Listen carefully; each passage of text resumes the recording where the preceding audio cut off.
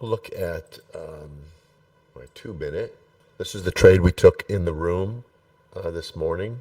This was the first trade that I took this morning that did not work. Entry, exit, re-entry, target.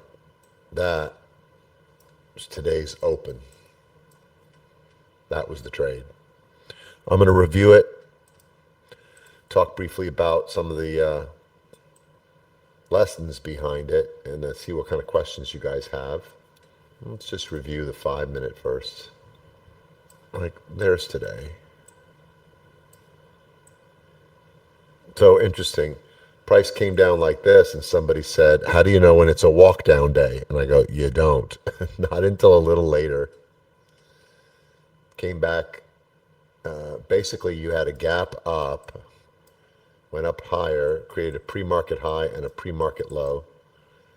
Price came down here, cracked right through the pre-market low, came back up, retest. That filled the gap. That was your gap fill.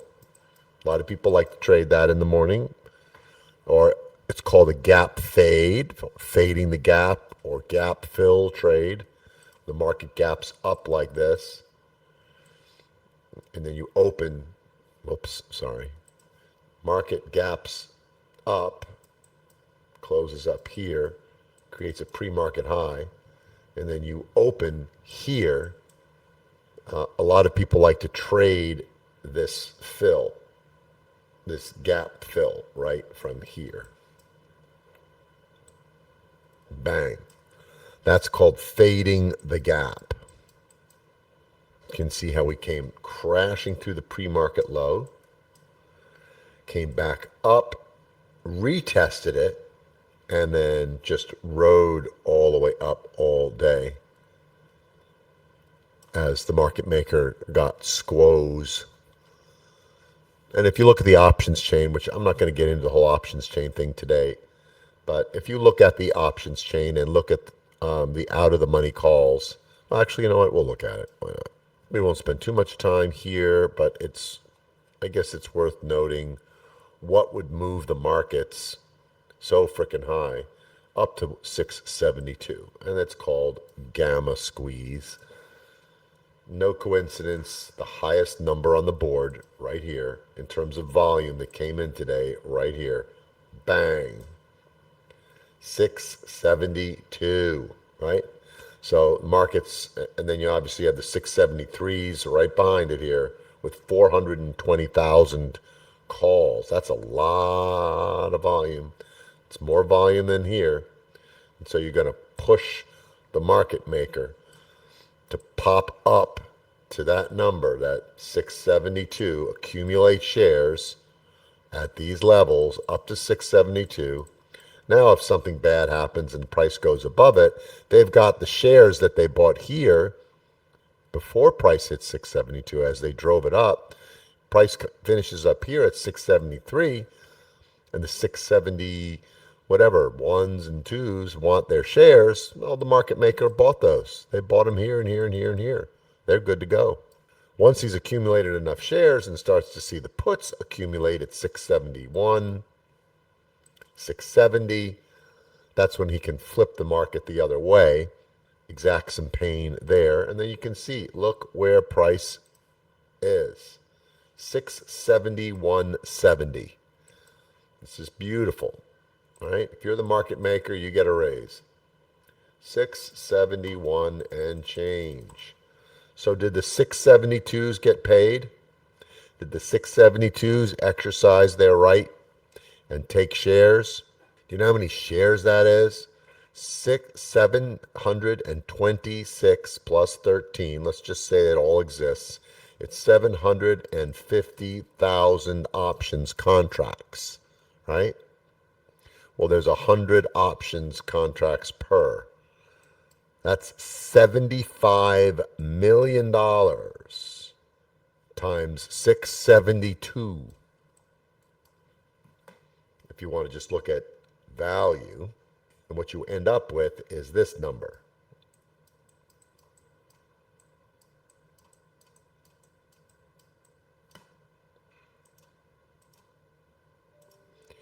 $50 billion. And that's just the 672 strike. $50 billion on the line right here. And so where did the market maker drop the price to? 671, right below it.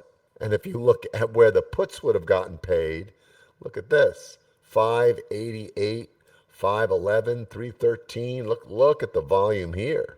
Wouldn't want to pay them off, would you? Nope. Market maker stuck it right in between here to create as much pain this way and this way. All of this expires worthless. And that's what happened today.